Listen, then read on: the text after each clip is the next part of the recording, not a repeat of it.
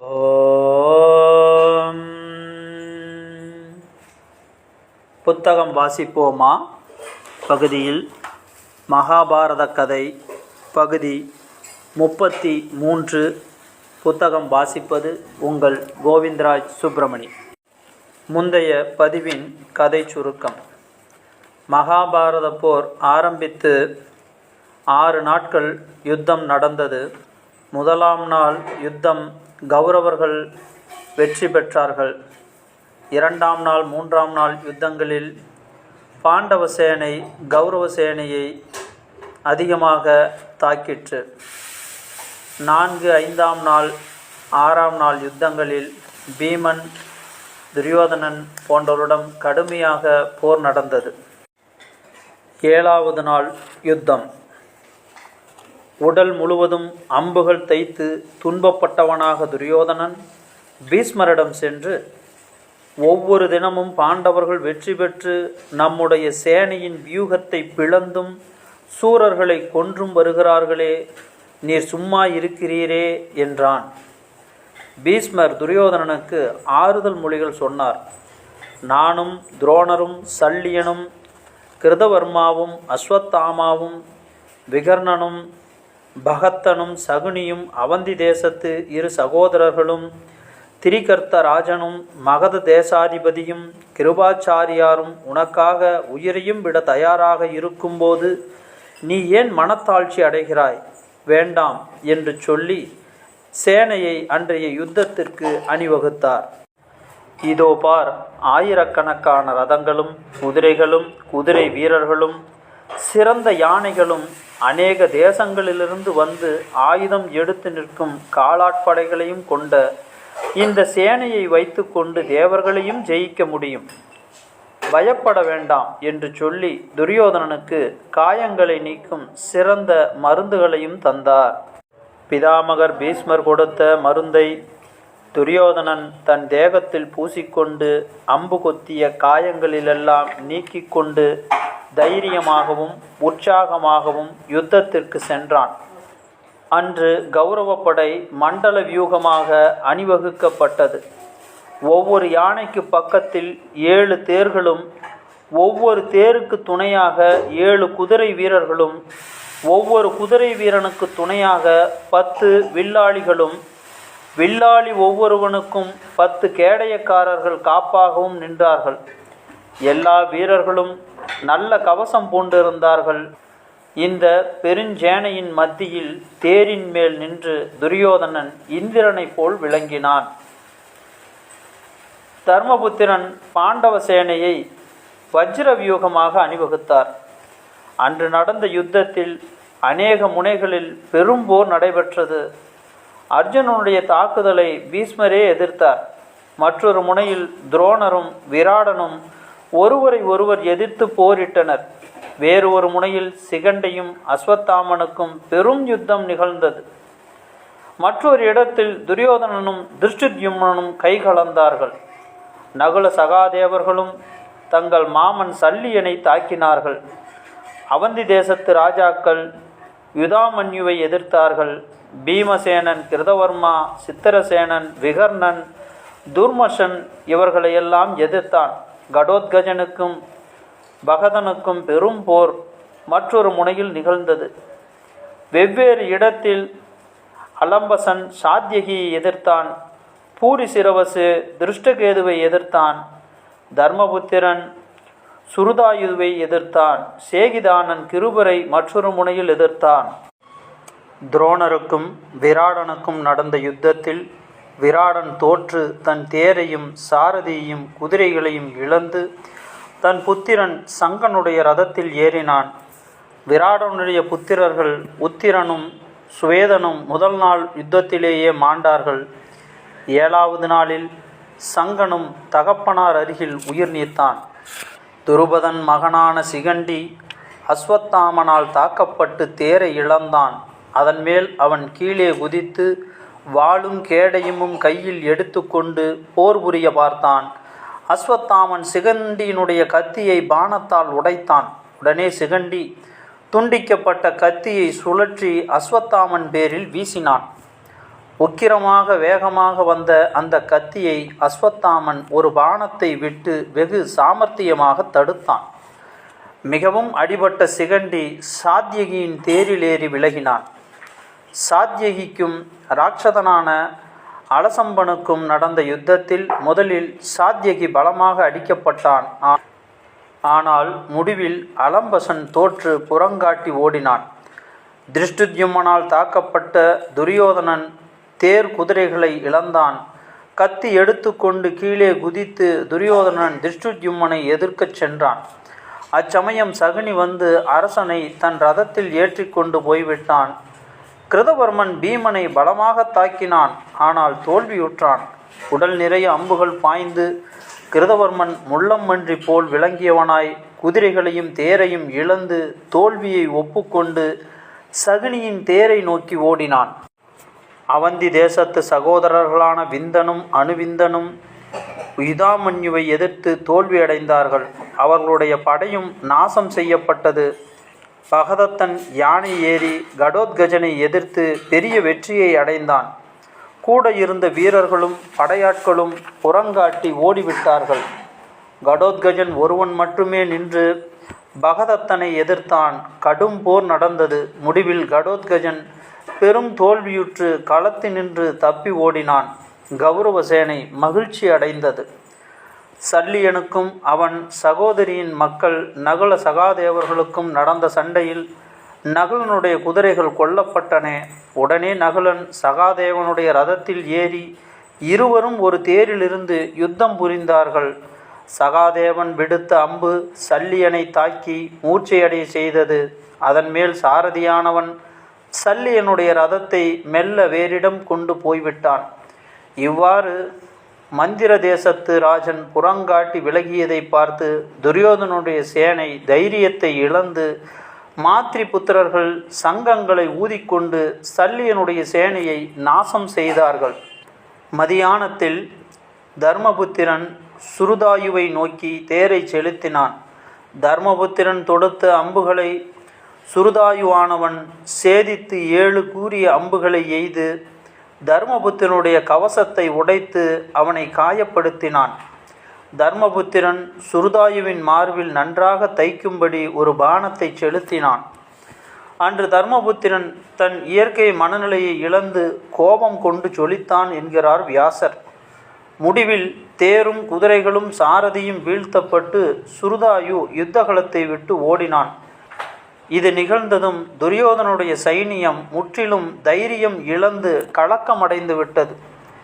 கிருபரை எதிர்த்து சேகிதானன் சாரதியையும் தேரையும் இழந்தான்.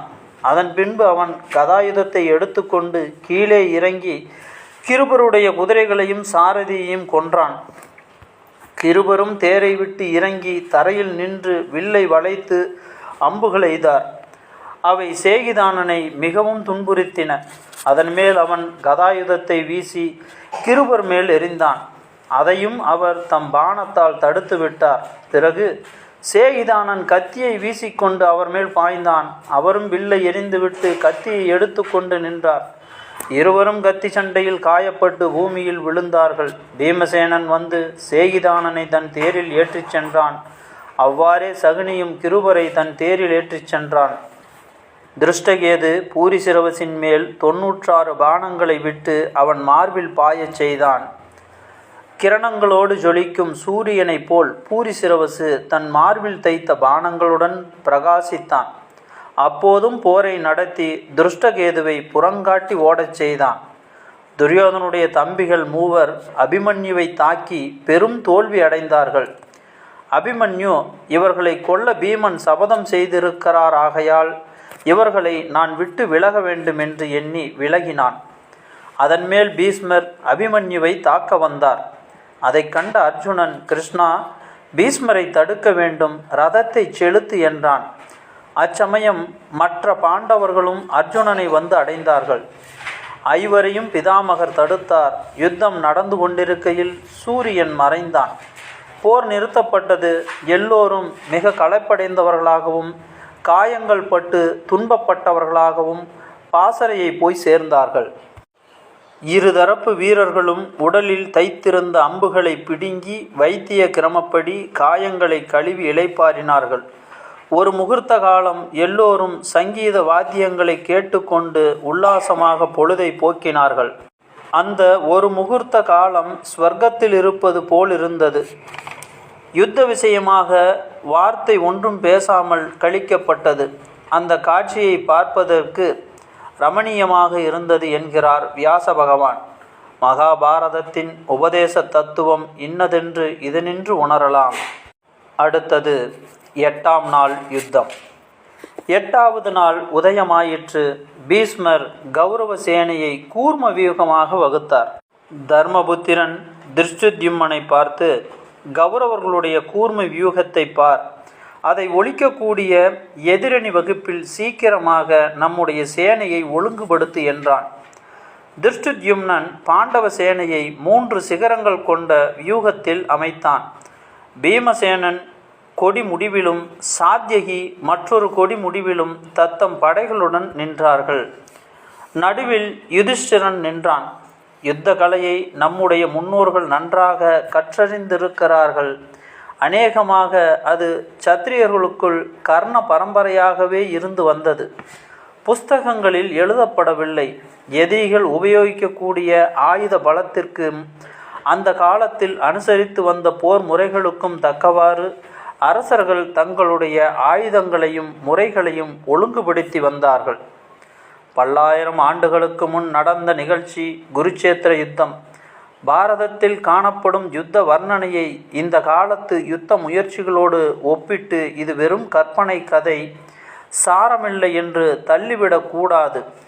150 வருடங்கள்தான் ஆயிற்று. ஆங்கில வீரன் நெல்சன் நடத்திய கப்பற்சண்டை நடந்தது. அவனுடைய கப்பலையும் அவன் கையாண்ட ஆயுதங்களையும் இப்போது கையாளப்படும் யுத்த படைகளும் ஆயுதங்களையும் ஒப்பிட்டு பார்த்தால் அவன் காலத்தில் நடந்தவையெல்லாம் மிகவும் வினோதமாகத்தான் தோன்றும். 150 வருஷத்திய நிலைமையை விட பன்மடங்கு புராதனமானது பாரத போர். மற்றொரு விஷயத்தையும் நாம் ஞாபகத்தில் வைத்து கொள்ள வேண்டும். யுத்த விஷயங்களை பற்றி கவிஞர்களும் ஆசிரியர்களும் எழுதிய நூல்களில் ஆயுதங்களை பற்றி, யுத்த நடவடிக்கைகளை பற்றியும் சரியான விவரங்களையும் விளக்கத்தையும் எதிர்பார்க்க முடியாது. பழைய காலத்தில் வழங்கி வந்த போர் முறைகள், சத்திரிய பண்பாட்டில் சேர்ந்த விஷயங்கள், அவற்றின் இரகசியங்களும் தத்துவங்களும் அந்த தொழிலை சேர்ந்தவர்களுக்குள் கர்ண பரம்பரையாக கிடந்தன. கவிகளும் ரிஷிகளும் எழுதிய நூல்களில் அவற்றின் விளக்கங்களை காண முடியாது. இப்போதும் கூட சிறு கதையிலும் பெருங்கதையிலும் ஒருவருக்கு நோய் சிகிச்சை நடத்தப்பட்டதாக சொல்லும்போது கொடுக்கப்பட்ட மருந்துகளையெல்லாம் விசாரித்து ஆசிரியர் எழுதுவதில்லை. கதையில் எழுதினால் பொருத்தமில்லாமல் இருக்கும். ஆகையால் மகர வியூகம் என்றால் என்ன, கூர்ம வியூகம் என்றால் என்ன, சிறுங்காடகம் என்றால் என்ன, அம்புகளை சரமாரி பொழிந்து அரண்மனை உண்டாக்கி கொள்வது எப்படி, பாணத்தால் பாணத்தை வெட்டுவது எப்படி, உடம்பெல்லாம் அம்புகள் தைத்தும் பிழைப்பதெப்படி, கவசங்கள் எந்த மட்டில் வீரர்களை காத்தன முதலிய விவரங்கள் அனைத்தும் நமக்கு புரியும்படி வியாசர் தம்முடைய புராணத்தில் எழுதவில்லை. அவர் எழுதியிருக்கிற அளவு எழுதியிருப்பதே விசேஷம்.